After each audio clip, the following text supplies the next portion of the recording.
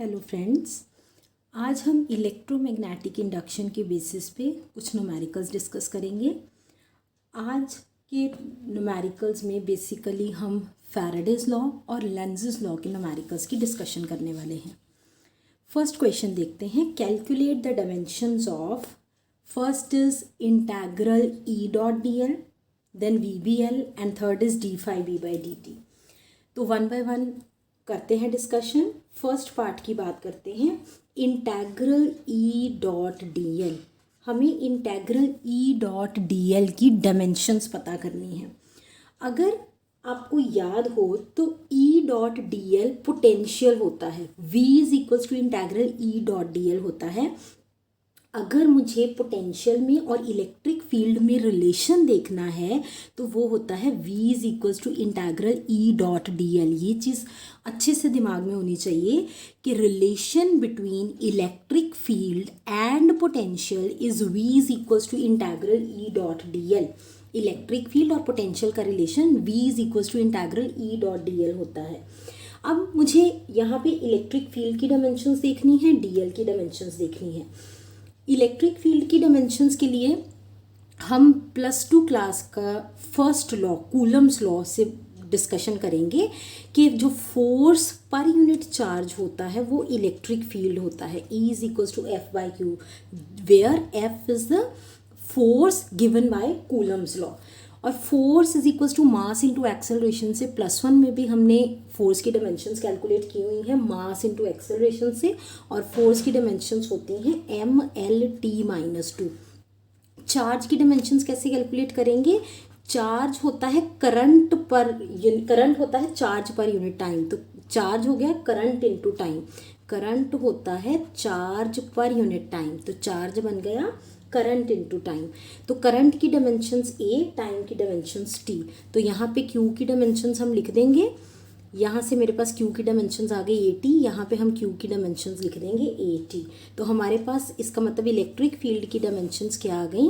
Electric field की dimensions आ गई मेरे पास mLT-3 बन गया और A पावर -1 बन गई। ये मेरे पास आई इलेक्ट्रिक फील्ड की डायमेंशंस।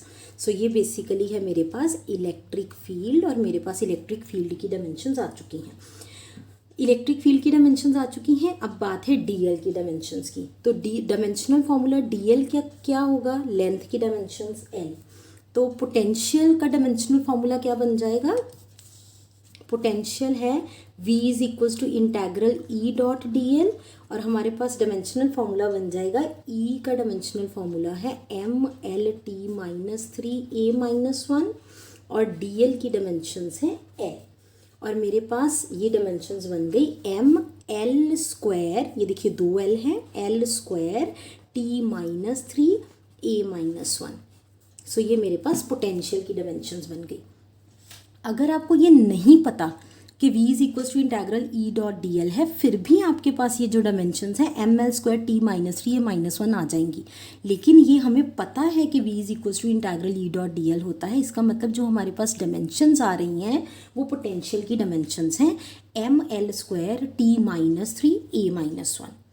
बी पार्ट देखते हैं इस क्वेश्चन का। VBL बी पार्ट है। VBL की डायमेंशंस हमें पता करनी है। अगर आपको याद हो तो हमने फैराडेज लॉ में पढ़ा है कि जो इंड्यूस्ड ईएमएफ है वो होती है BLV। इंड्यूस्ड ईएमएफ होती है BLV।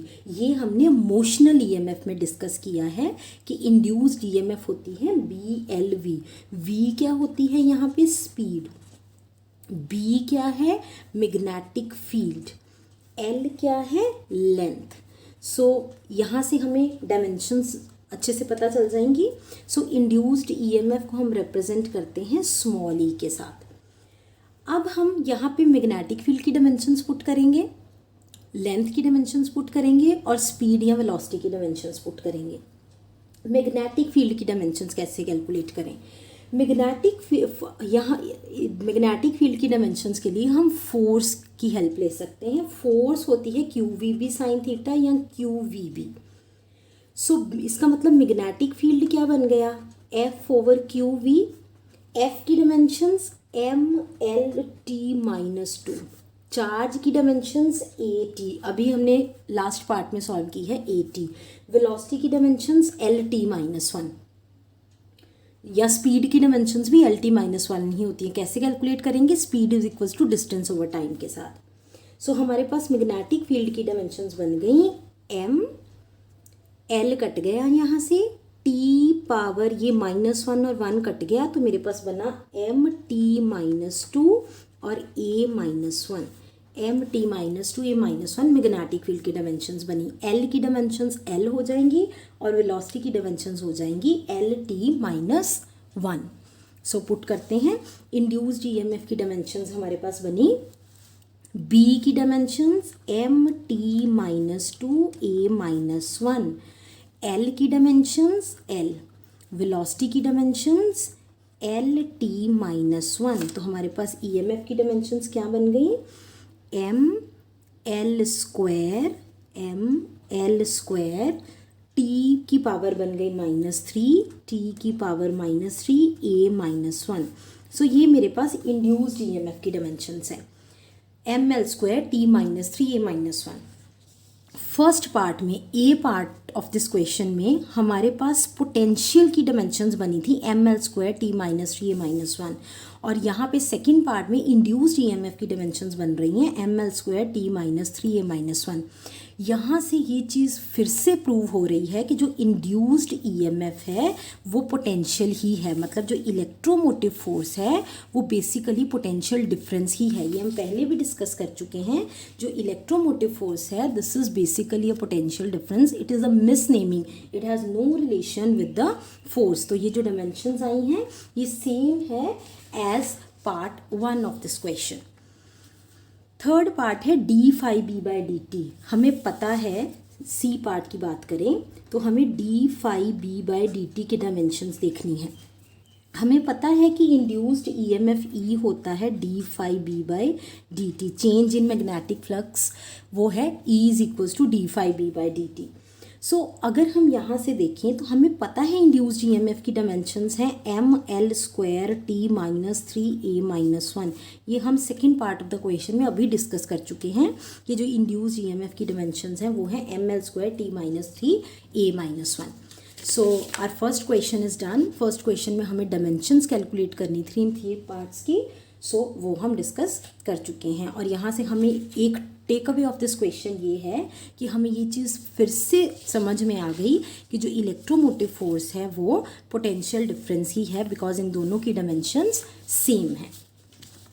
So let's start our discussion with the next question. Second question says the flux of magnetic field through a closed conducting loop changes with time। Magnetic field की flux किसी closed conducting loop से time के साथ change कर रही है और वो इस इक्वेशन से गवर्न हो रही है। Phi is equals to A T square plus B T plus C. ये इक्वेशन की हेल्प से हम ये change of magnetic flux through a closed conducting loop को डिफाइन कर सकते हैं।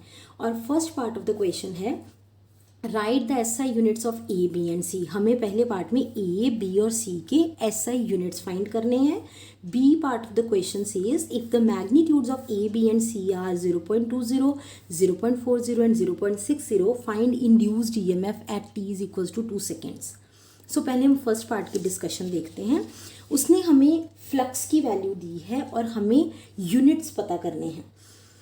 So A part of the question देखिए, हमारे पास फ्लक्स की वैल्यू गिवन है as A T square plus B T plus C. ये हमारे पास फ्लक्स की वेरिएशन है विद टाइम। हमने +1 में एक प्रिंसिपल किया था जिसका नाम था principal of homogeneity of dimensions. +1 में first chapter units and dimensions में हमने डायमेंशंस के टॉपिक में एक प्रिंसिपल किया था, principal of homogeneity of dimensions. Principal of homogeneity of dimensions 2 बातें कहता है। पहली बात, principal of homogeneity of dimensions कहता है कि अगर एक इक्वेशन डायमेंशनली करेक्ट है अगर एक इक्वेशन डायमेंशनली करेक्ट है, इसका मतलब लेफ्ट हैंड साइड के डायमेंशंस राइट हैंड साइड के डायमेंशंस के इक्वल है। मतलब अगर मैं ये कहूँ कि ये इक्वेशन डायमेंशनली करेक्ट है, इसका मतलब जो डायमेंशंस लेफ्ट हैंड साइड के हैं वही डायमेंशंस राइट हैंड साइड के हैं। इसका मतलब मुझे फ्लक्स के डायमेंशंस पता है, फ्लक्स के डायमेंशंस या यूनिट्स मुझे पता हैं, वेबर। तो इसका मतलब जो, क्योंकि मुझे इस क्वेश्चन में यूनिट्स पे काम करना है, ठीक है, उसने कहा है फाइंड द एसआई यूनिट्स। तो जो डायमेंशंस लेफ्ट हैंड साइड के हैं वही डायमेंशंस राइट हैंड साइड के हैं, तो राइट हैंड साइड पे भी वेबर यूनिट्स की ही डायमेंशंस फॉलो हो रही होंगी।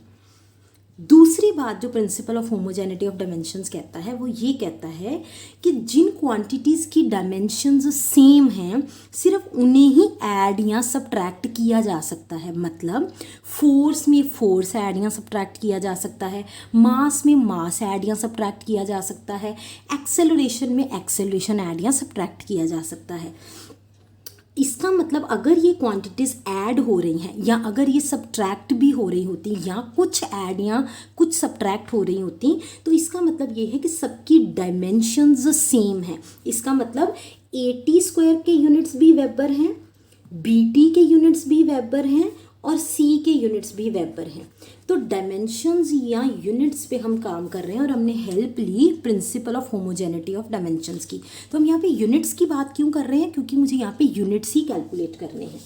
सो यहाँ से मुझे ये पता चल चुका है कि AT² जो है वो वेबर के इक्वल है यूनिट्स वाइज। तो A के यूनिट्स क्या होंगे, वेबर पर सेकेंड स्क्वायर। अब BT के यूनिट्स वेबर हैं तो B के यूनिट्स क्या होंगे, वेबर ओवर टाइम आ जाएगा तो पर सेकेंड, और C के यूनिट्स क्या हैं, वेबर। तो first part is done, right the SI units of A, B and C। तो हमने A, B और C के SI यूनिट्स को कैलकुलेट कर लिया। AT² के यूनिट्स वेबर थे, A के यूनिट्स बने वेबर पर सेकेंड स्क्वायर, BT के यूनिट्स वेबर हैं तो B के यूनिट्स बने वेबर पर सेकेंड और C के यूनिट्स हैं weber. First part is done. B part says if the magnitudes of A, B and C are 0.20, 0.40 and 0.60, find the induced EMF at t is equals to 2 seconds। अब उसने हमें A, B और C की values दे दी हैं, उसने induced EMF calculate करने के लिए कहा है। आप ध्यान दीजिए क्वेश्चन में फ्लक्स गिवन है और उसने हमें आंसर में EMF कैलकुलेट करने के लिए कहा है। तो फ्लक्स और EMF का रिलेशन मुझे याद करना है। फ्लक्स और EMF का रिलेशन क्या होता है, induced EMF is equals to d∅B/dt। हमें फ्लक्स और EMF का रिलेशन चाहिए था, तो फ्लक्स और EMF का क्या रिलेशन है, E is equals to d∅/dt। यहाँ पे E is equals to d/dt of phi.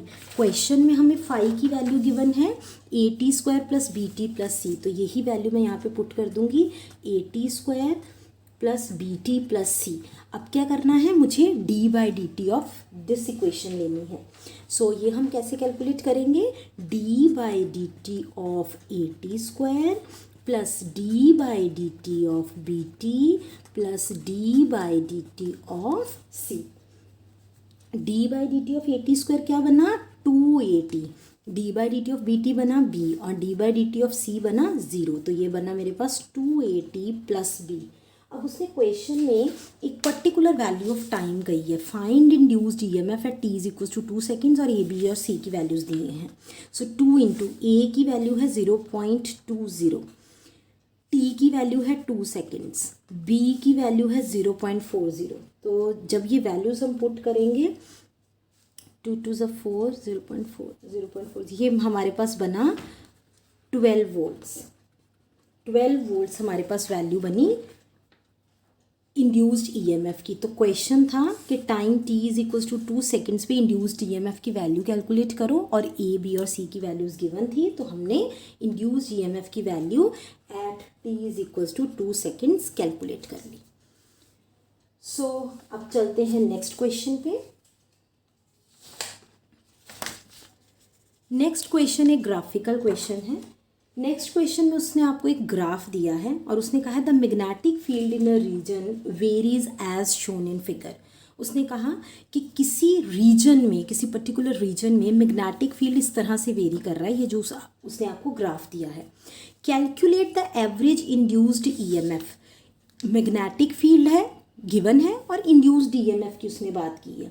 Calculate the average induced EMF in a conducting loop of area of loop given है, placed perpendicular to the field in each of the 10 milli seconds interval. तो question एक बार समझने की कोशिश करते हैं। Magnetic field और टाइम की वेरिएशन दी है। उसने कहा है मैग्नेटिक फील्ड किसी रीजन में किस तरह से वेरी करता है वो आपको ये ग्राफ से पता चल जाएगा। और आपने क्या कैलकुलेट करना है, induced EMF in a conducting loop. किसी कंडक्टिंग लूप में इंड्यूस्ड ईएमएफ कैलकुलेट करना है और उस लूप का एरिया गिवन है। और ये भी बताया गया है कि जो कंडक्टिंग लूप है वो परपेंडिकुलर टू द फील्ड वो प्लेस्ड है।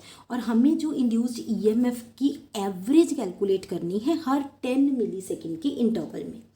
सो ये हमारे पास एरिया है, तो इसको हम मार्क कर लेते हैं कि ये एरिया की वैल्यू है।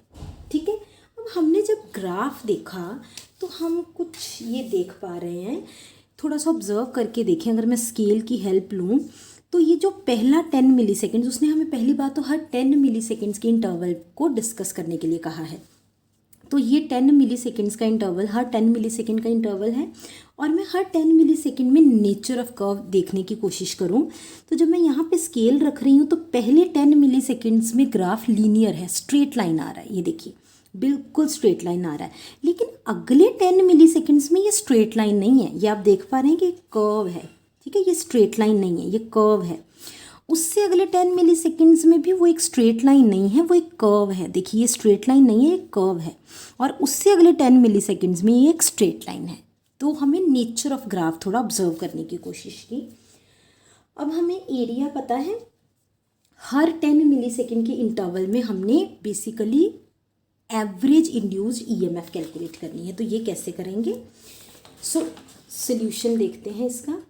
एरिया हमें गिवन है, सो एरिया की वैल्यू मैं यहाँ से देख के लिख रही हूँ 2.0 into 10⁻³ metre square. EMF average induced EMF और फ्लक्स का रिलेशन होता है -d∅/dt। लेकिन एवरेज चाहिए तो इंटरवल देखना पड़ेगा, -ΔΦ/Δt। d∅/dt भी फ्लक्स का चेंज है, ΔΦ/Δt भी फ्लक्स का ही चेंज है। d∅/dt में टाइम जो है वो बहुत स्मॉल है। जब हम ΔΦ/Δt की लिमिट कर देते हैं, ΔT अप्रोचेज 0, तो d∅/dt बन जाता है। तो अगर हमें रेंज गिवन है, 10 मिली सेकेंड का इंटरवल गिवन है, तब आप ΔΦ/Δt एवरेज कैलकुलेट करने के लिए ΔΦ/Δt का फॉर्मूला यूज़ करोगे। d∅/dt particular instant of time के लिए यूज़ होता है, तो ये सेम ही फॉर्मूला है। सो नेगेटिव साइन कहाँ से आता है? लेंज़ेस लॉ से। अब हमें इंटरवल जो गिवन है वो है 10 मिली सेकेंड का। सो इंटरवल है 10 मिली सेकेंड्स का। तो हम इसको ग्राफ को थोड़ा समझने की कोशिश करते हैं। इसको मार्क कर लेते हैं OPQRS। ये पॉइंट्स हमने मार्क कर लिए। हम सबसे पहले O to P, ओरिजिन से पॉइंट P पे जाते हैं। सो O to P, जब हम O से चले तो मैग्नेटिक फील्ड 0 है O पे, मतलब इनिशियल पॉइंट पे मैग्नेटिक फील्ड 0 है। अगर मैग्नेटिक फील्ड 0 है तो what about magnetic flux? Magnetic flux भी 0 होगी।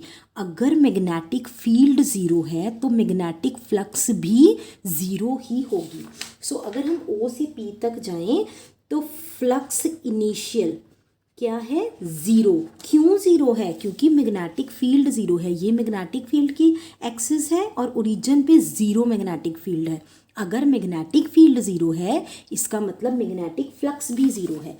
और फाइनल पोजीशन पे हम किस पॉइंट पे पहुंचे हैं? P पॉइंट पे। फाइनल पोजीशन पे हम P पॉइंट पे पहुंचे हैं, तो फ्लक्स क्या होगी? B into A। Magnetic field क्या है P पॉइंट पे? 0.01। और एरिया क्या है वो हमें गिवन है। P पॉइंट पे मैग्नेटिक फील्ड है 0.01 और एरिया हर वैल्यू के लिए सेम ही रहेगा। सो B बना 0.01 और एरिया जो हमें क्वेश्चन में गिवन है 2.0 इंटू 10⁻³ और यहाँ से हमारे पास बन जाएगा 2.0 या 2 इंटू 10⁻⁵ फ्लक्स के यूनिट्स हैं वेपर। सो हमने बेसिकली कैलकुलेट क्या करना है, एवरेज इंड्यूस्ड ईएमएफ हर 10 सेकेंड्स के इंटरवल में 10 मिली सेकेंड्स के इंटरवल में। तो ईएमएफ ई एवरेज क्या बन जाएगा, negative of delta phi by delta T. Delta phi का क्या मतलब होता है, phi final minus phi initial. So delta phi by delta T, flux का इंटरवल क्या है, final flux minus initial flux, change in flux. Delta phi क्या है, चेंज इन फ्लक्स, तो चेंज इन फ्लक्स क्या है, final flux minus initial flux. और delta T क्या है, 10 मिली सेकेंड का इंटरवल। सो फाई फाइनल हमारे पास बनी है 2 इंटू 10⁻⁵, फाई इनिशियल बनी है 0 और 10 मिली सेकेंड का इंटरवल है। 10 मिली सेकेंड का मतलब होता है 10⁻³ सेकेंड्स। सो ये हमारे पास बन गया -2 इंटू 10⁻⁵ ओवर 10⁻², मतलब -2 इंटू 10⁻³ वोल्ट, जिसको हम -2 मिली वोल्ट भी कह सकते हैं। सो ये हमारे पास बनी इंड्यूस्ड ईएमएफ की average in the interval from O to P। अब हम बात करेंगे इंटरवल P टू Q के लिए। Now let's talk about interval P to Q। For interval P to Q, अगर हम इंटरवल P टू Q की बात करें तो हमारे पास initial flux P to Q interval के लिए इनिशियल वैल्यू होगी जो फ्लक्स पॉइंट P पे है और फाइनल वैल्यू हम कैलकुलेट करेंगे। इनिशियल फ्लक्स क्या होगी P पॉइंट के लिए, जो यहाँ पे हमने P पॉइंट के लिए फ्लक्स कैलकुलेट की है। ये जो फाइनल फ्लक्स थी वो पॉइंट P पे थी और जो इनिशियल फ्लक्स थी इस केस में वो थी पॉइंट O पे, और फाइनल फ्लक्स पॉइंट P पे थी, तो ये वही फ्लक्स है जो P पॉइंट की है। सो यहाँ से हम फाई इनिशियल एट P, यहाँ पे P पॉइंट इनिशियल बन जाएगा और फाइनल पॉइंट बन जाएगा Q। तो फाई इनिशियल एट P हम यहीं से वैल्यू ले लेते हैं 2 इंटू 10⁻⁵ वेपर, 2 इंटू 10⁻⁵ वेपर, और फाई फाइनल बन जाएगी इस केस में पॉइंट Q के लिए। फाई फाइनल बन जाएगी पॉइंट Q के लिए, तो वो क्या फॉर्मूला है, BA। तो मैग्नेटिक फील्ड पॉइंट Q पे क्या है, 0.03 और एरिया क्या है जो हर बार सेम ही रहेगा 2 इंटू 10⁻⁻3, 2 इंटू 10⁻⁻3, और हमारे पास ये बना 3 to 6 इंटू 10⁻⁵ वेपर। फ्लक्स बनी पॉइंट Q पे 6 इंटू 10⁻⁵ वेपर। अब हमें क्या कैलकुलेट करना है, एवरेज इंड्यूस्ड ईएमएफ। हमें हर केस में एवरेज इंड्यूस्ड ईएमएफ कैलकुलेट करनी है। सो ई एवरेज क्या है, negative of delta phi by delta T, negative of phi final minus phi initial, phi final minus phi initial over delta T. कितने seconds का interval है, 10 milli seconds का, 10 milli seconds. So minus of phi final कितना है यहाँ पे 6 into 10⁻⁵, phi initial कितना है 2 इंटू 10⁻⁵ ओवर 10 मिली सेकेंड को हम कैसे लिख सकते हैं, 10⁻³ सेकेंड्स। सो इसको हम सॉल्व कर लेते हैं। ये बना हमारे पास -4 इंटू 10⁻⁵ ओवर 10⁻²। सो ये हमारे पास बन गया -4 इंटू 10⁻³ वोल्ट, जिसको हम -4 मिली वोल्ट भी कह सकते हैं।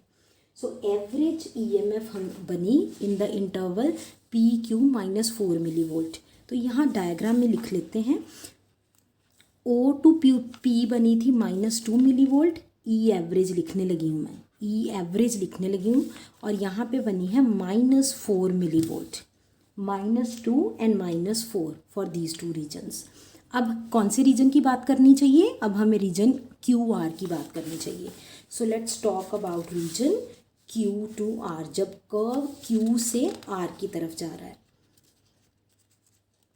सो let's talk about Q to R, जब कर्व जा रहा है Q से R की तरफ।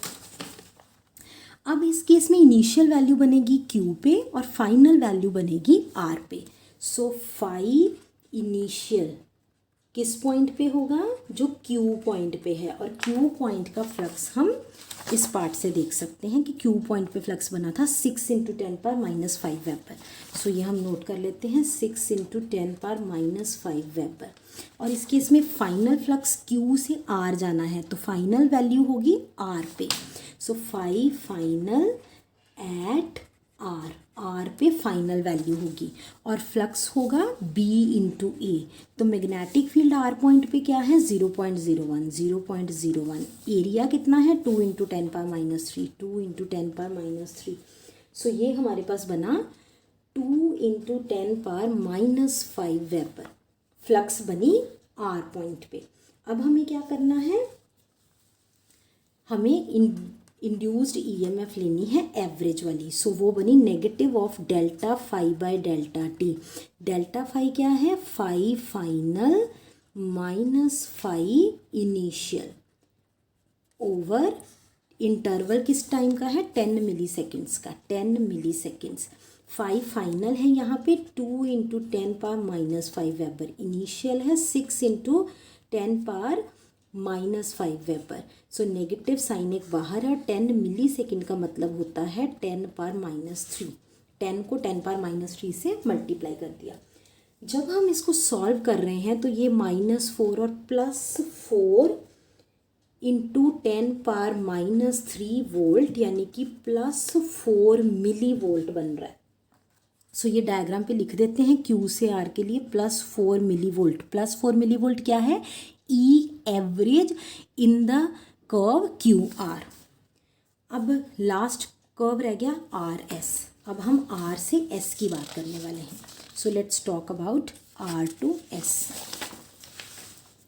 For R to S, R से S की जब हम बात करेंगे, जब हम R से S की बात करने वाले हैं तो फाई इनिशियल बनेगा पॉइंट R पे और फाई फाइनल बनेगा पॉइंट S पे। फाई इनिशियल एट R और R पे हमने फ्लक्स की वैल्यू कैलकुलेट की हुई है, वो हम यहीं से देख लेते हैं 2 × 10⁻⁻5 वेबर, 2 × 10⁻⁻5 वेबर। और फाइनल फ्लक्स बनेगी पॉइंट S पे। Phi final at S। S point पे मैग्नेटिक फील्ड की वैल्यू 0 है तो फ्लक्स की वैल्यू क्या होगी 0। मैग्नेटिक फील्ड अगर 0 है तो फ्लक्स भी 0 ही होगी। So phi final at S हो गया 0। So what will be the value of E average, वो होगी negative of delta phi by delta t, वो बना negative of phi final minus phi initial over delta T. कितने interval के लिए 10 milli seconds के लिए, जो हम क्वेश्चन में भी देख पा रहे हैं 10 मिली सेकेंड्स। फाई फाइनल कितना है 0, नेगेटिव साइन बाहर 0, माइनस इनिशियल है 2 × 10⁻⁻5। सो ओवर 10 मिली सेकेंड्स का मतलब है 10 × 10⁻⁻3 सेकेंड्स। सो ये बन गया माइनस माइनस प्लस 2 × 10⁻⁻3 वोल्ट, मतलब 2 milli volt, 2 milli volt plus के साइन के साथ। ठीक है जी, प्लस के साइन के साथ। अब हमने जो एवरेज इंड्यूस्ड ईएमएफ हर 10 मिली सेकेंड के इंटरवल में जो कैलकुलेट की है वो हमने ग्राफ में लिख दी है। अब हम इस चीज़ को देखें, यहाँ पे Q से R और R से S के केस में मैग्नेटिक फील्ड कम हो रहा था। ये मैग्नेटिक फील्ड 0.3 से Q से R इंटरवल में मैग्नेटिक फील्ड 0.03 से 0.01 पे गया और फिर 0.01 से 0 पे गया। और अगर मैं ओरिजिन से बात करूँ P पॉइंट की, तो मैग्नेटिक फील्ड बढ़ रहा है, 0 से 0.01 गया और फिर 0.01 से 0.03 गया अगले 10 मिली सेकेंड्स में। अब आप देखिए इस रेंज में मैग्नेटिक फील्ड इंक्रीज कर रहा था। मैग्नेटिक फील्ड जब इंक्रीज कर रहा था, मेरे पास एवरेज इंड्यूस्ड ईएमएफ इस 10 मिली सेकेंड्स के इंटरवल में आई नेगेटिव। नेगेटिव आने का मतलब है कि जो इंड्यूस्ड ईएमएफ थी वो मैग्नेटिक फील्ड के चेंज को अपोज कर रही थी, क्योंकि मैग्नेटिक फील्ड का जो चेंज है वो इंक्रीजिंग की तरफ था, और जब इंक्रीजिंग की तरफ होता है चेंज तो वो उसको अपोज करती है। इन एवरेज इंड्यूस्ड ईएमएफ नहीं चाहती कि मैग्नेटिक फील्ड बढ़े, मैग्नेटिक फील्ड के चेंज को अपोज कर रही थी। यहाँ भी मैग्नेटिक फील्ड बढ़ रहा था तो एवरेज इंड्यूस्ड ईएमएफ नेगेटिव है। नेगेटिव होने का मतलब है कि वो नहीं चाहती, एवरेज इंड्यूस्ड ईएमएफ नहीं चाहती कि मैग्नेटिक फील्ड की वैल्यू इंक्रीज हो। अब Q से R की तरफ देखें, जब Q से R की तरफ मैग्नेटिक फील्ड कम हो रहा है तब एवरेज इंड्यूस्ड ईएमएफ हमारे पास पॉजिटिव है। पॉजिटिव होने का मतलब है ये मैग्नेटिक फील्ड के चेंज को भी अपोज कर रही है, लेकिन ये नहीं चाहती कि ये मैग्नेटिक फील्ड की वैल्यू कम हो, इसलिए वो मैग्नेटिक फील्ड को सपोर्ट करती है, उसके डिक्रीज को अपोज कर रही है। नहीं चाहती कि मैग्नेटिक फील्ड की वैल्यू डिक्रीज हो, वो चाहती है मैग्नेटिक फील्ड की वैल्यू इंक्रीज हो जाए। यहाँ भी वो चेंज को अपोज कर रही है। सो यहाँ पे भी मैग्नेटिक फील्ड की वैल्यू कम हो रही है, 0.01 से 0 जा रही है। तो जो एवरेज इंड्यूस्ड ईएमएफ है वो उस चेंजिंग मैग्नेटिक फील्ड को सपोर्ट करेगी। इंड्यूस्ड करंट इस तरह से होगा कि जो मैग्नेटिक फील्ड आए उस करंट के कारण वो चेंजिंग मैग्नेटिक फील्ड को सपोर्ट कर रहा हो। और ये हमने बातें पढ़ी थी लेंजेस लॉ में। सो ये चीज़, इसका मतलब ये जो भी हमने कैलकुलेशन की है this is as per Lenz's law. तो ये हमें एक्सपेरिमेंटली भी देखने को मिल गया कि ये लेंजेस लॉ के अकॉर्डिंग ही हमने किया है। That means our calculations are correct. जब मैग्नेटिक फील्ड बढ़ रहा है in average induced EMF negative आ रही है, जब मैग्नेटिक फील्ड कम हो रहा है एवरेज इंड्यूस्ड ईएमएफ पॉजिटिव आ रही है। यही होना चाहिए as per Lenz's law. Second part देखते हैं, in which intervals is the EMF not constant. Okay, उसने ये कहा कि किस इंटरवल में ईएमएफ कांस्टेंट नहीं है। सो रिमेंबर मैंने स्टार्टिंग ऑफ दिस क्वेश्चन पे आपको स्केल के साथ ये दिखाया था कि अगर हम रीजन ओ पी की बात करें तो ग्राफ एक स्ट्रेट लाइन है, लेकिन पी क्यू में कर्व एक स्ट्रेट लाइन नहीं है। जब मैं पी और क्यू पॉइंट्स को ज्वाइन कर रही हूँ तो वो कर्व आ रहा है, और यहाँ पे जब मैं Q और R पॉइंट्स को ज्वाइन कर रही हूँ तो वो एक कर्व आ रहा है। देखिए, it is not a straight line but for RS it is a straight line. So जब स्ट्रेट लाइन है, अगर हम O टू P की बात करें, O से P में मैग्नेटिक फील्ड और टाइम जो है वो स्ट्रेट लाइन है। यहाँ पे कर्व जो है वो एक स्ट्रेट लाइन है, और जब स्ट्रेट लाइन होते हैं तो इसका मतलब है कि magnetic field is directly proportional to time. Magnetic field directly proportional to time सिर्फ उन केसेस में होगा जब कर्व एक स्ट्रेट लाइन है, जैसे कि O से P और R से S। Magnetic field is directly proportional to time. और जब it is not directly proportional, जब ये डायरेक्टली प्रोपोर्शनल नहीं है, जब ये इस तरह से एक कर्व है, उस केस में magnetic field B is directly proportional to t square. क्यों? क्योंकि एक पैराबोलिक कर्व है, और पैराबोलिक कर्व की नेचर होती है कि वाई एक्सिस पे जो क्वांटिटी है वो डायरेक्टली प्रोपोर्शनल होती है एक्स एक्सिस की क्वांटिटी के स्क्वायर के। So for P to Q and for Q to R the relation is magnetic field is directly proportional to t square. लेकिन for O to P and for R to S magnetic field B is directly proportional to time t. जब magnetic field B is directly proportional to time t होगा, इसका मतलब B is equals to some constant C times t, where C is a constant। जब हम EMF करते हैं, EMF की बात जब हम करते हैं, हमने इस क्वेश्चन में यही देखना है ना कि EMF कांस्टेंट है कि नहीं। तो जब हम EMF देखते हैं वो होती है d phi by dt, which is equals to d by dt of flux means B into A. So अगर हम एरिया को कांस्टेंट मान ले, जो कि यहाँ पे है भी है, कांस्टेंट वैल्यू ऑफ एरिया है, तो A dB by dt, dB by dt, dB by dt हमारे पास क्या आ जाएगा? कांस्टेंट। A जब magnetic field is proportional to time तो dB by dt कुछ कांस्टेंट वैल्यू मान लीजिए k आ जाता है। सो ए भी कांस्टेंट, के भी कांस्टेंट, तो ये वैल्यू हमारे पास कांस्टेंट आ गई। कौन सी वैल्यू? एवरेज इंड्यूस्ड ईएमएफ की वैल्यू एक कांस्टेंट आ गई। कौन से केस में कांस्टेंट आई? जब B is proportional to T था। और B is proportional to T कब था? जब from region O to P and for R to S। O to P और R टू S के लिए हमारे पास जो EMF की वैल्यू है वो कांस्टेंट आ रही है। और इस अगर हम directly proportional to t square वाला कर्व देखें तो वहाँ पे EMF कांस्टेंट नहीं होती। सो वेरिएबल EMF है P to Q and Q to R। P to Q के लिए वेरिएबल EMF वेरिएबल, और Q टू R के लिए भी EMF वेरिएबल, और O टू P के लिए भी कांस्टेंट और R टू S के लिए भी EMF कांस्टेंट। अब वो क्वेश्चन आपको EMF कांस्टेंट का पूछे या वेरिएबल का पूछे, you can answer accordingly. I hope the question is clear. So let's talk about the next question. Next question पे चलते हैं।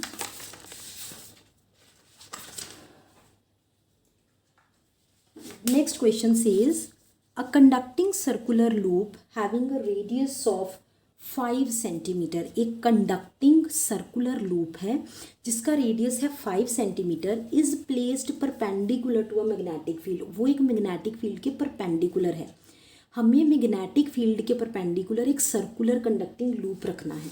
सो हम इस तरह से मैग्नेटिक फील्ड ले लेते हैं into the plane of paper. ठीक है, मैग्नेटिक फील्ड हमने ले लिया into the plane of paper और उसके परपेंडिकुलर रखना है एक लूप। तो हम in the plane of paper एक लूप ले लेते हैं। तो ये हमने लूप ले लिया जो कि सर्कुलर है और कंडक्टिंग है, और उसका रेडियस है 5 सेंटीमीटर का। Is place perpendicular to a magnetic field of 0.50 tesla. तो B की वैल्यू है 0.50 tesla. It is removed from the field in 0.50 seconds. T 0.50 seconds में it is removed from the field in 0.50 seconds. So delta T 0.50 seconds में इस loop को हमने यहाँ से इस मैग्नेटिक फील्ड से बाहर कर लिया। सो अगर हम देखें सिचुएशन कुछ इस तरह की है कि मैग्नेटिक फील्ड है into the plane of paper और यहाँ पे एक सर्कुलर कंडक्टिंग लूप है। इस सर्कुलर कंडक्टिंग लूप की डायमेंशन हमें पता है R is equals to 5 centimetre. वो एक इस मैग्नेटिक फील्ड में प्लेस्ड है और हमने 0.50 सेकेंड्स का टाइम लेते हुए इस लूप को इस मैग्नेटिक फील्ड से बाहर कर लिया। इसने कहा find the average EMF produced in the loop during this time. इस टाइम में, किस टाइम में? जब उस लूप को हम मैग्नेटिक फील्ड से बाहर कर रहे थे। कितना टाइम लगा हमें उस लूप को मैग्नेटिक फील्ड से बाहर करने में? 0.50 सेकेंड। तो बेसिकली हमने ये देखना है कि इस 0.50 सेकेंड्स में कितना EMF प्रोड्यूस हुआ है लूप में। सो हम देखते हैं E एवरेज, क्योंकि यहाँ पे भी टाइम इंटरवल गिवन है। So average induced EMF calculate करेंगे। Negative of delta 5 by delta T।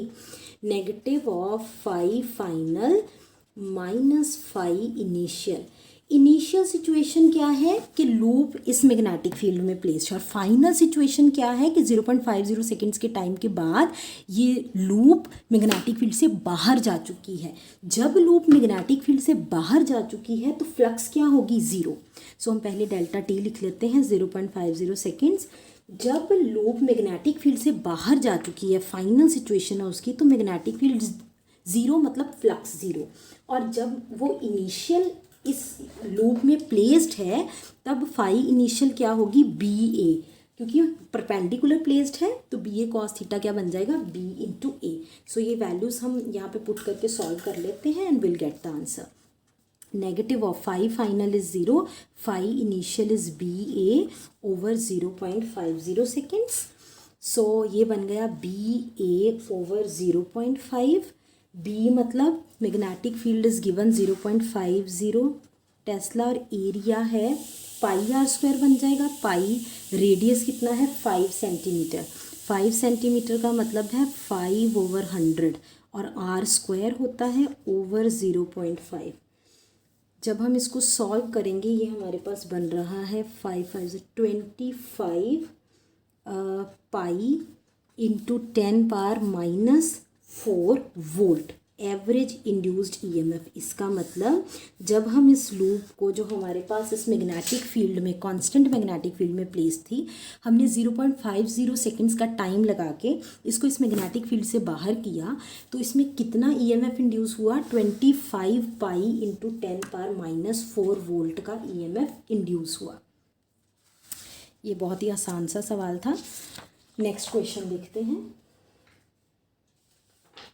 अगला क्वेश्चन देखिए, एक conducting circular loop of area 1 millimetre square. एक कंडक्टिंग सर्कुलर लूप है जिसका एरिया 1 मिलीमीटर स्क्वायर है, ठीक है, ये लूप का एरिया है। Is placed coplanarly with a long straight wire at a distance of 20 centimetre from it. Same plane में, कोप्लेनरली मतलब सेम प्लेन में लाई करती हैं। सो सिचुएशन समझते हैं। एक लूप है जिसका एरिया गिवन है, वो प्लेन में लाई करती है एक वायर के साथ। मतलब सिचुएशन ऐसी है कि ये वायर है और इसी के प्लेन में ये लूप है। तो इस तरह की सिचुएशन है। Conducting circular loop of area 1 millimetre square is placed coplanarly with the long straight wire at a distance of 20 centimetre from it. और इस वायर से इस लूप का डिस्टेंस क्या है? 20 सेंटीमीटर। तो ये सिचुएशन है हमारे पास, एक वायर और एक लूप में डिस्टेंस है 20 सेंटीमीटर का। Wire carries an electric current which changes from 10 ampere to 0। 10 ampere से 0 करंट हुआ इस वायर में 0.1 सेकेंड्स में। तो हमने ये पता करना है कि average EMF induced in the loop in this 0.1 seconds. इस टाइम में जब वायर में करंट 10 एम्पियर से 0 जा रहा है, उस केस में लूप में कितनी ईएमएफ इंड्यूस हुई है, हमें ये पता करना है। अगर हमें लूप में ईएमएफ पता करनी है तो सबसे पहले मुझे इस लूप के लिए मैग्नेटिक फील्ड पता होना चाहिए। इसका मतलब इस करंट कैरिंग वायर के कारण किसी डिस्टेंस डी पर कितना मैग्नेटिक फील्ड होता है, पहले मुझे ये पता होना चाहिए। हमने मूविंग चार्जेस एंड मैग्नेटिज्म वाले चैप्टर में एक करंट कैरिंग वायर के लिए magnetic field at a distance का फॉर्मूला पढ़ा था, μ0/2 पाई I बाय डिस्टेंस। जितनी दूरी पे है पॉइंट वो डिस्टेंस, और μ0/2 pi current through the wire, μ0/2 pi I by distance. ये है मैग्नेटिक फील्ड का फॉर्मूला। इसका मतलब इस वायर के कारण, इस करंट कैरिंग वायर के कारण किसी दूरी पर, जैसे 20 सेंटीमीटर की दूरी पर कितना मैग्नेटिक फील्ड है वो हमें पता चल चुका है। अब इस मैग्नेटिक फील्ड के कारण ही एवरेज ईएमएफ इंड्यूस होगी और उस चीज़ को हम सॉल्व कर लेंगे।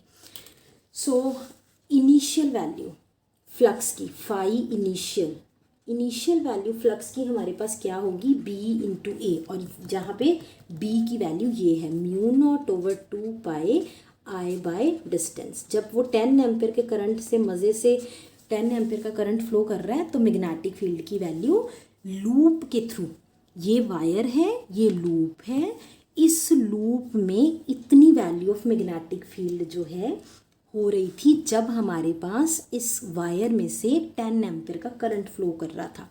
और यहाँ पे एरिया को हमने मल्टीप्लाई करना साथ में, तो ए लिख दिया। फाइनल वैल्यू ऑफ फ्लक्स क्या होगी? फाइनल, अगर फाइनल में हमारे पास वायर में से करंट 0 हो गया, मैग्नेटिक फील्ड 0 हो जाएगा, मैग्नेटिक फील्ड 0 हो जाएगा तो फ्लक्स 0 हो जाएगी। Magnetic field directly proportional to current है, करंट 0 मतलब अगर इस वायर में से करंट 0 तो I की वैल्यू 0, अगर I की वैल्यू 0 मतलब मैग्नेटिक फील्ड 0। इसका मतलब इस लूप में 0 मैग्नेटिक फील्ड होगा अगर हमारे पास इस वायर में से करंट 0 हो जाता है, और अगर 0 मैग्नेटिक फील्ड है तो मतलब फ्लक्स 0। तो what will be the final value of flux? Final value of flux बन जाएगी 0। So what will be the change in flux? Change in flux हम कैलकुलेट कर लेंगे। सो डेल्टा फाई क्या बन जाएगा? Phi final minus phi initial. Phi final क्या है? 0, और फाई इनिशियल की वैल्यू है ये। Phi final is 0 and phi initial is μ0/2 pi I by distance into area A. So ये हमने वैल्यूज़ लिख ली, इनिशियल वैल्यू ऑफ फ्लक्स की और फाइनल वैल्यू ऑफ फ्लक्स की। सो इसमें अब हम बस वैल्यूज़ पुट करेंगे जो कि हमें क्वेश्चन में गिवन है। μ0/2 पाई, करंट की वैल्यू हमें क्वेश्चन में गिवन है 10, डिस्टेंस हमें क्वेश्चन में गिवन है 20 सेंटीमीटर लूप का, और वायर का डिस्टेंस है 20 सेंटीमीटर। 20 सेंटीमीटर का मतलब है 20 इंटू 10⁻² मीटर। और हमारे पास एरिया गिवन है which is 1 millimetre square. 1 millimetre square को हम कन्वर्ट कर लेंगे।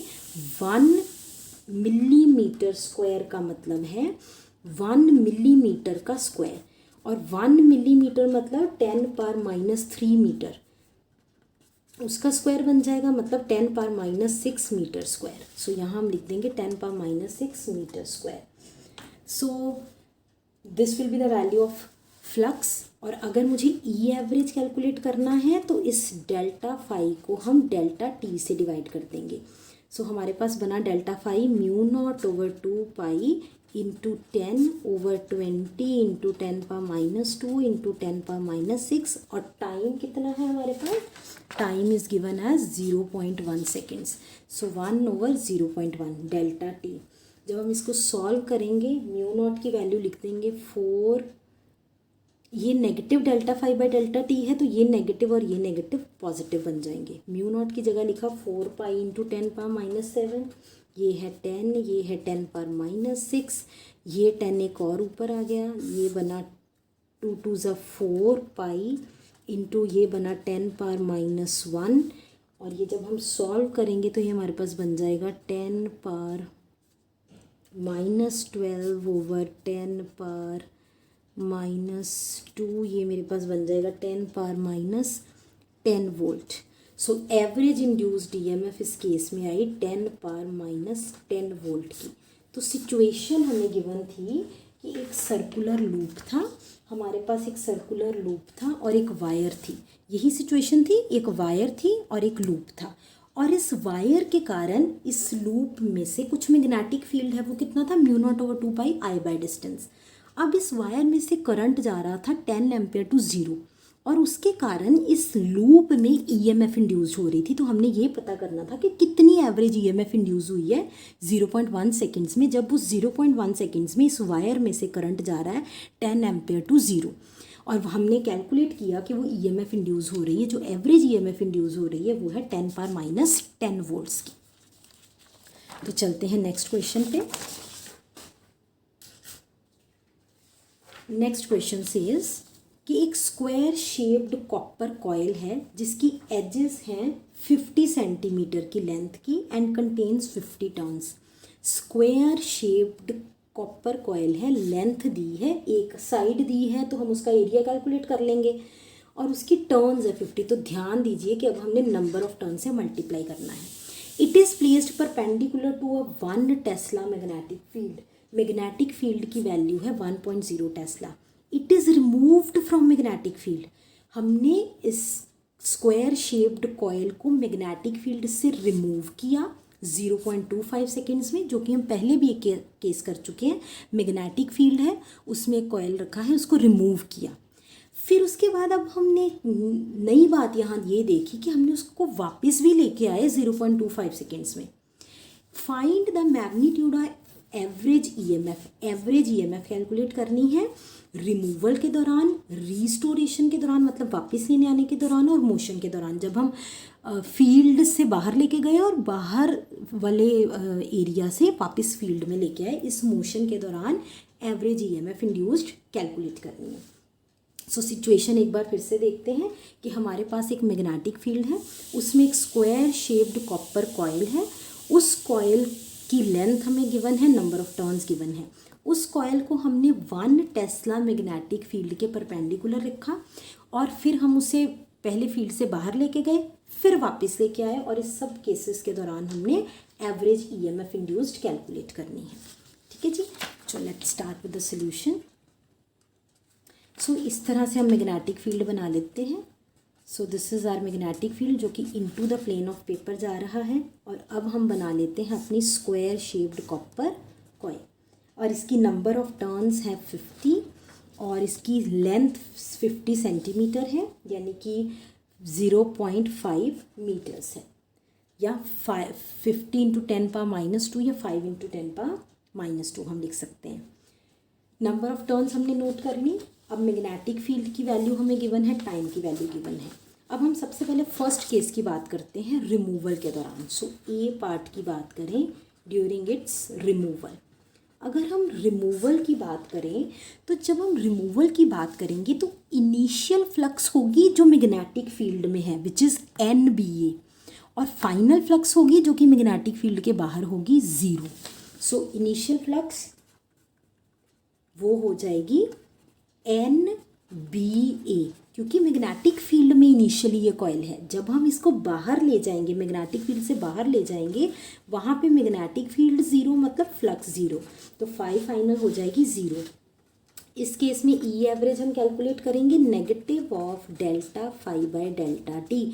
नेगेटिव ऑफ डेल्टा फाई का मतलब है phi final minus phi initial over delta t का मतलब हमें यहाँ पे क्या गिवन है 0.25 सेकेंड्स। डेल्टा टी का मतलब हमें यहाँ पे गिवन है 0.25 seconds. So 0.25, so phi final is 0 और phi initial is NBA over 0.25। अब सिंपल कैलकुलेशंस हैं,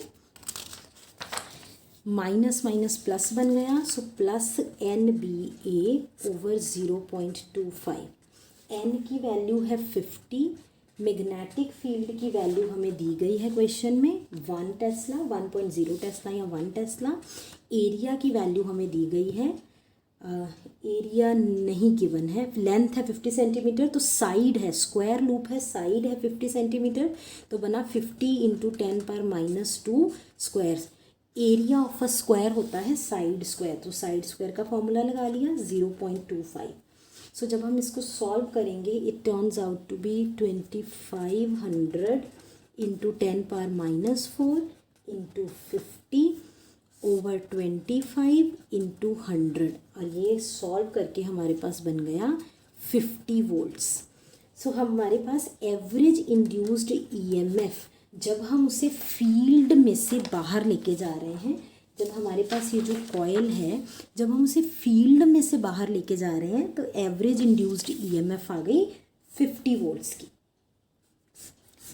अब बी पार्ट है ड्यूरिंग इट्स रीस्टोरेशन। रीस्टोरेशन के केस में हमने एवरेज इंड्यूस्ड EMF कैलकुलेट करनी है। सो बी पार्ट की हेडिंग लगाते हैं रीस्टोरेशन। अब हमने रीस्टोरेशन की बात करनी है।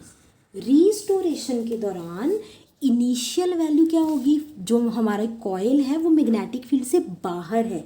रीस्टोरेशन में हम उस कॉइल को आउटसाइड ऑफ मैग्नेटिक फील्ड से इनसाइड ऑफ मैग्नेटिक फील्ड में लेके आ रहे हैं। सो फाई इनिशियल मतलब कॉइल मैग्नेटिक फील्ड से बाहर है, मैग्नेटिक फील्ड 0 मतलब फ्लक्स भी 0। अगर मैग्नेटिक फील्ड 0 है तो हमारे पास फ्लक्स की वैल्यू भी 0 ही होगी।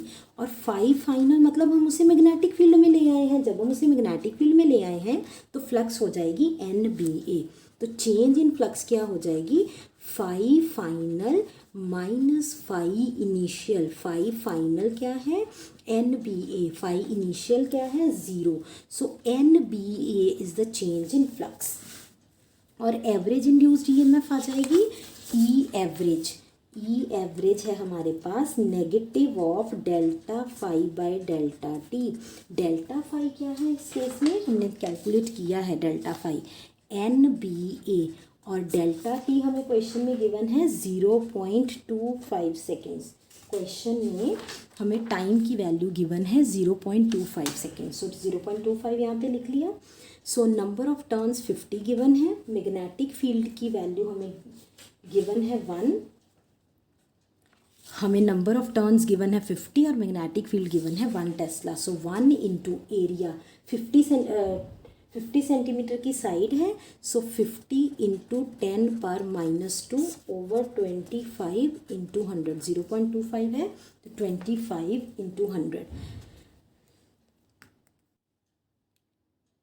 सो ये है एरिया का स्क्वायर, तो हम इसका स्क्वायर कर देंगे और ये हमारे पास बन जाएगा 25 50 वोल्ट्स हमारे पास बन जाएगा। ई एवरेज की वैल्यू 50 वोल्ट आ जाएगी हमारे पास। ये कौन से केस में आई है? ये रीस्टोरेशन के केस में आई है। और रिमूवल के केस में कितनी वैल्यू बनी थी? 50 वोल्ट्स। रीस्टोरेशन के केस में कितनी वैल्यू बनी? 50 volts. C part of the question, हमने मोशन के दौरान ईएमएफ का चेंज देखना है। हमने एवरेज ईएमएफ का चेंज देखना है ड्यूरिंग इट्स मोशन। अगर हम सी पार्ट की बात करें, ड्यूरिंग इट्स मोशन की बात करें, ड्यूरिंग इट्स मोशन, अगर हम मोशन की बात करें तो 50 वोल्ट का ईएमएफ इंड्यूस हुआ जब हम कॉइल को मैग्नेटिक फील्ड में से बाहर लेके गए, और 50 वोल्ट का ईएमएफ इंड्यूस हुआ जब हम कॉइल को फील्ड के बाहर से फील्ड में लेके आए। तो हमारे पास चेंज क्या आ जाएगा? 50 माइनस 50। सो ये मेरे पास बन गया 0। सो हमारे पास ड्यूरिंग द मोशन चेंज कितना बना? 0 वोल्ट का। सो नेक्स्ट क्वेश्चन की बात करते हैं।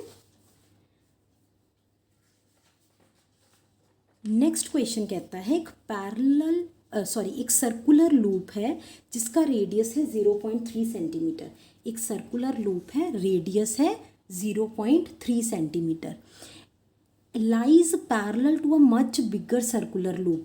ये पैरेलल लाई करता है एक बिगर सर्कुलर लूप के जिसका रेडियस है 20 सेंटीमीटर। सो सिचुएशन कुछ इस तरह की है कि एक बिगर सर्कुलर लूप है और एक स्मॉलर सर्कुलर लूप है।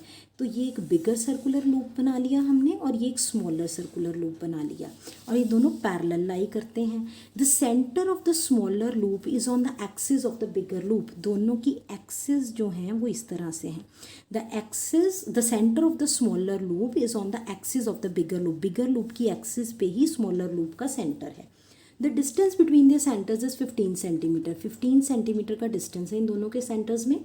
If A current of 2 ampere flows through bigger loop से 2 एम्पियर का करंट फ्लो कर रहा है, then the flux linked with smaller loop is. Smaller loop में से फ्लक्स पता करनी है। सो ये स्मॉलर लूप है तो मैं फाई एस कह देती हूँ। फाई एस पता करना है, मुझे पता करना है फ्लक्स थ्रू स्मॉलर लूप। सो ये हमारे पास सिचुएशन है। अगर स्मॉलर लूप में से फ्लक्स पता करनी है तो स्मॉलर लूप के लिए मैग्नेटिक फील्ड पता होना चाहिए। क्योंकि फाई होता है BA, ठीक है। एरिया तो मतलब पता चल जाएगा क्योंकि इसका रेडियस गिवन है। बात है मैग्नेटिक फील्ड की।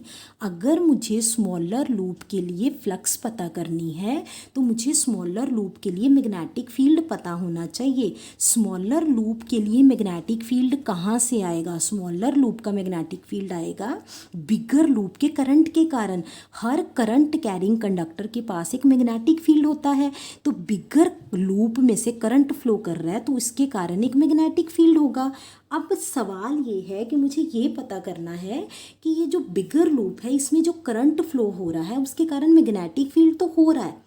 करंट कैरिंग कॉइल के कारण मैग्नेटिक फील्ड है और वही मैग्नेटिक फील्ड ये B बनेगा।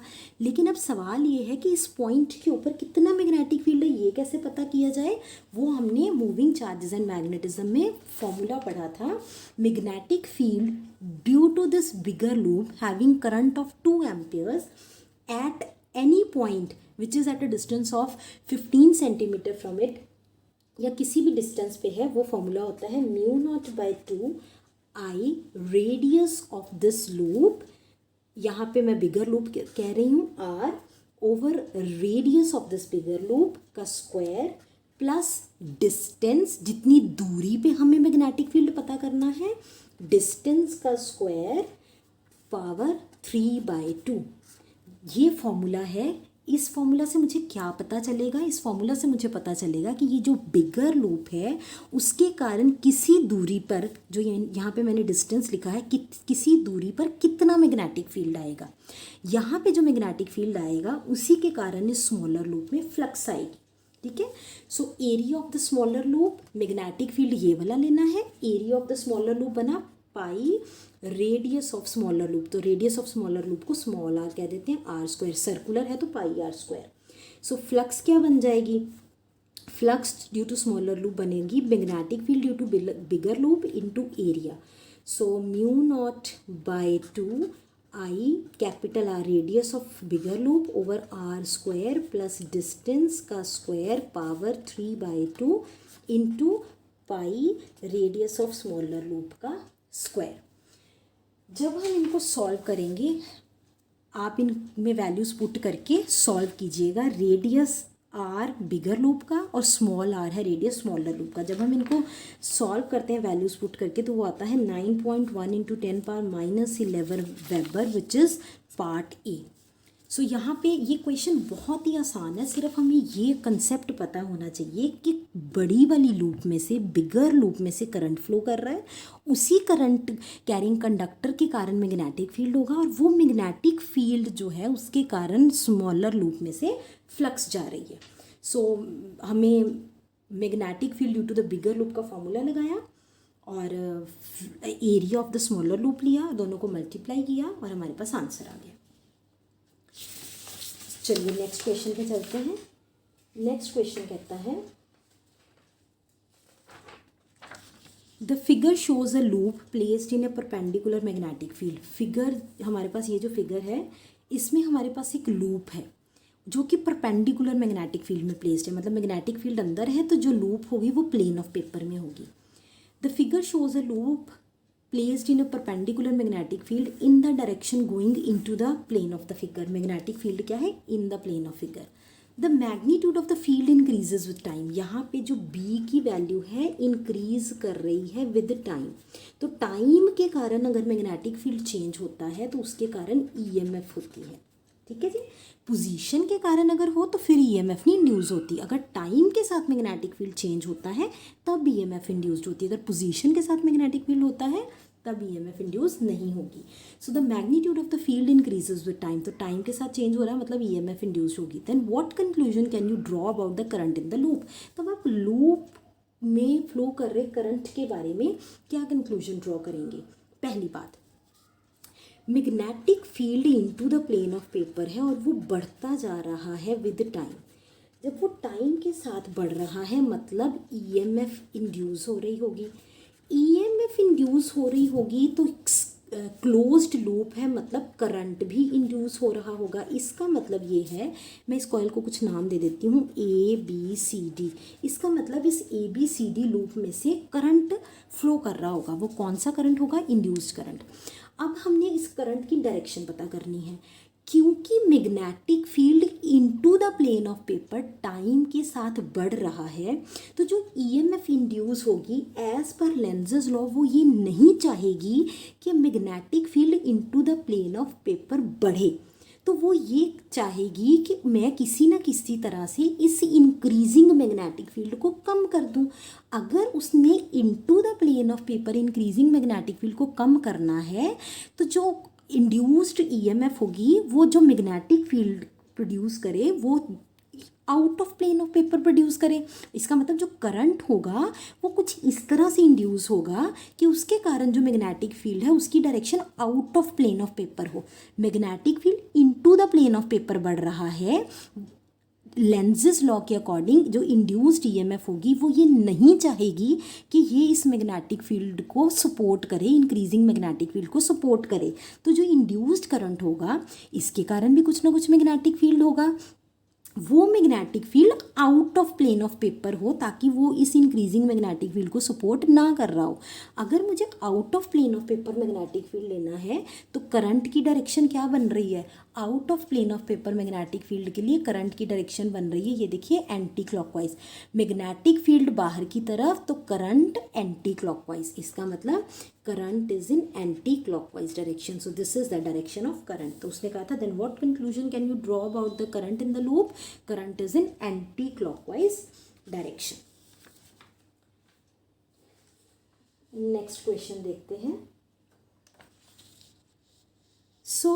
ये क्वेश्चन कहता है कि the variation of induced EMF with time in a coil if short bar magnet is moved along its axis.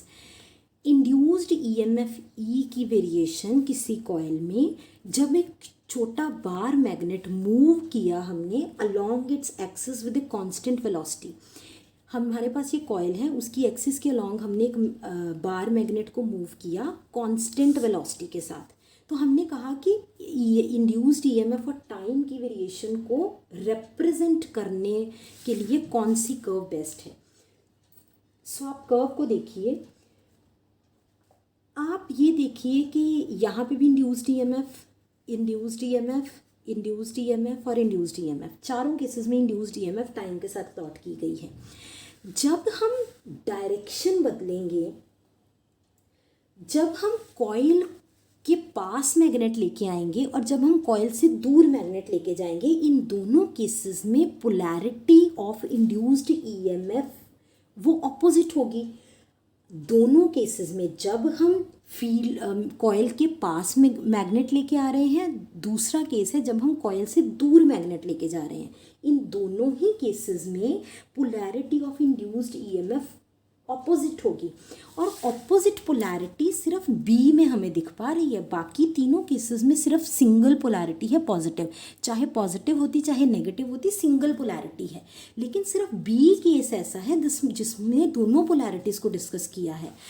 और हमें पता है कि जब हम मैग्नेट पास लेके आएँ और जब हम मैग्नेट दूर लेके जाएं, दोनों केसेस में पोलैरिटी की जो इंड्यूस्ड ईएमएफ की पोलैरिटी होती है वो ऑपोजिट होती है। इसका मतलब part B will best represent the variation of induced EMF with time when this is the case कि हम एक मैग्नेट को एक कॉइल के पास लेके आ रहे हैं। So part B is the correct answer. Next question पे चलते हैं। हमारे पास एक सर्कुलर लूप है, एक circular loop of radius R carrying current I lies in x Y plane. A circular loop of radius R carrying current I lies in x Y plane. So x Y plane में हमारे पास एक circular loop है जिसमें से कुछ current I flow कर रहा है, और ये जो लूप है with it centre at origin. Sorry, ये डायग्राम नहीं बनेगी, डायग्राम कुछ इस तरह से बनेगी कि ये एक्स वाई प्लेन है और जो लूप है वो एक्स वाई प्लेन में लाई करता है और सेंटर उसका ओरिजिन पे है। सो लूप इसका मतलब कुछ इस तरह से लाई कर रहा है। This is the centre of the loop C. The total magnetic flux through X Y plane is. अब वो ये पूछना चाहता है कि एक्स वाई प्लेन में टोटल मैग्नेटिक फ्लक्स के बारे में आप क्या कंक्लूड करेंगे। The total magnetic flux through X Y plane, X Y plane से में टोटल मैग्नेटिक फ्लक्स के बारे में आप क्या कंक्लूड करेंगे। पहली बात, directly proportional to current, directly proportional to R, inversely proportional to R या जीरो। देखिए, जब हमारे पास इस कॉइल का सेंटर ओरिजिन पे है तो जितनी लाइंस नेगेटिव जेड डायरेक्शन में जाएंगी उतनी ही लाइंस पॉजिटिव जेड डायरेक्शन से रिटर्न कर जाएंगी इस कॉइल में। जितनी magnetic field lines negative Z direction से जाएंगी उतनी ही लाइंस पॉजिटिव जेड डायरेक्शन से एंटर कर जाएंगी। इसका मतलब जो मैग्नेटिक फील्ड लाइंस हैं वो वेरी नहीं कर रही। इसका मतलब जो टोटल मैग्नेटिक फ्लक्स है जो इस कॉइल के कारण एक्स वाई प्लेन में से पास कर रहा है वो क्या है, ज़ीरो, क्योंकि number of magnetic field lines he very नहीं की। जितनी नेगेटिव जेड से बाहर गई उतनी पॉजिटिव जेड से एंटर कर गई। मैग्नेटिक फील्ड लाइंस में चेंज नहीं है तो मैग्नेटिक फ्लक्स में भी कोई चेंज नहीं है। तो the total magnetic flux through X Y plane is zero. Total magnetic flux क्या है, ज़ीरो। नेक्स्ट क्वेश्चन देखिए। उसने कहा है एक current carrying infinitely long wire, बहुत ही लंबी वायर है कोई, हमारे पास इस तरह की कोई बहुत लंबी वायर है। A current carrying infinitely long wire is kept along the diameter of a circular wire loop. एक बहुत लंबी वायर है जिसमें से कुछ करंट फ्लो कर रहा है, is kept along the diameter of a circular wire loop. तो यहाँ पे एक सर्कुलर वायर है, उसके डायामीटर मतलब सेंटर में से पास कर रही होगी ये। सो उसके डायामीटर के अलॉन्ग हमने रख दिया विदाउट टचिंग इट, ये टच नहीं कर रही। सो ड्रॉ करने में आपको दिख रही होंगी ये टच कर रही होंगी, लेकिन इसको टच नहीं करना, तो मैं अंडरलाइन कर देती हूँ without touching it. The correct statement या स्टेटमेंट्स इज या आर। तो हमने देखना है कि क्या एक स्टेटमेंट करेक्ट है या एक से ज़्यादा स्टेटमेंट्स करेक्ट है। पहली statement, the EMF induced in the loop is zero. Loop में जो EMF इंड्यूस, ये जो लूप है इसमें जो EMF इंड्यूस होगी वो ज़ीरो होगी if the current is constant. अगर करंट कांस्टेंट है तो ईएमएफ इंड्यूस्ड ज़ीरो होगी। क्यों? क्योंकि फ्लक्स ज़ीरो होगी। इसका मतलब ये स्टेटमेंट तो करेक्ट है कि अगर the EMF induced in the loop is zero, क्योंकि करंट जो है वो जब करंट कांस्टेंट होगा। नेक्स्ट स्टेटमेंट है the EMF induced in the loop is finite if the current is constant. तीसरी है the EMF induced in the loop is zero if the current decreases at a steady rate. And fourth है the EMF induced in the loop is finite if the current decreases at a steady rate. हम देखें कि current carrying wire के कारण जो ये loop है उसमें से नेट फ्लक्स जो है वो ज़ीरो है। नेट फ्लक्स जो है वो ज़ीरो बनेगा। क्यों? क्योंकि अगर हम ये करंट कैरिंग लूप है, अगर हम इस वाले हाफ की, क्योंकि सेंटर से पास कर रही है ना, अगर मैं इस वाले हाफ की बात करूं तो मैग्नेटिक फील्ड जो है वो इनसाइड है, और अगर इस वाले हाफ की बात करूं तो मैग्नेटिक फील्ड जो है वो आउटसाइड है। करंट की डायरेक्शन में हमने रखा थंब, मैग्नेटिक फील्ड इस वाले हाफ में आउटसाइड है। सो करंट के कारण, स्ट्रेट वायर के करंट के कारण नेट फ्लक्स सर्कुलर लूप में से ज़ीरो है। आप देख पा रहे हैं हाफ लाइंस इनसाइड और हाफ के लिए outside. Half of the circle के लिए magnetic field inward, other half के लिए मैग्नेटिक फील्ड आउटवर्ड। इसका मतलब चेंज इन करंट के कारण कोई चेंज नहीं आएगा मैग्नेटिक फ्लक्स में। क्यों? क्योंकि जितना चेंज क्रॉस वाली साइड पे आएगा उतना ही चेंज डॉट वाली साइड पे आएगा, तो फिर से नेट चेंज क्या हो जाएगा? ज़ीरो। इसका मतलब induced EMF under all conditions through this circular loop zero होगा। सारी कंडीशंस के लिए ईएमएफ इंड्यूस्ड जो है इस सर्कुलर लूप में वो ज़ीरो बन जाएगा। तो ये केस जो है, हम ज़ीरो केस की बात करनी, the EMF induced in the loop is zero if the current decreases at a steady rate. Decrease करे या इंक्रीज करे या कांस्टेंट रहे, ईएमएफ इंड्यूस्ड ज़ीरो है। ईएमएफ इंड्यूस्ड क्यों ज़ीरो है? क्योंकि चेंज इन फ्लक्स ही नहीं है। आप कहोगे लेकिन करंट डिक्रीज किया तो इंक्रीज किया, फिर तो चेंज इन फ्लक्स होना चाहिए, लेकिन जितना मैग्नेटिक फील्ड इनवर्ड है हाफ में उतना ही मैग्नेटिक फील्ड आउटवर्ड है, तो कोई चेंज इन फ्लक्स ही नहीं है इस केस में। इसलिए हर कंडीशन में ईएमएफ इंड्यूस्ड ज़ीरो ही रहेगा। अगर वो इंक्रीज वाला केस भी दे देता फिर भी ईएमएफ इंड्यूस्ड ज़ीरो ही रहना था, जो कि हमें इस डायग्राम से क्लियरली पता चल रहा है। So that's it for today's class. Keep practising students.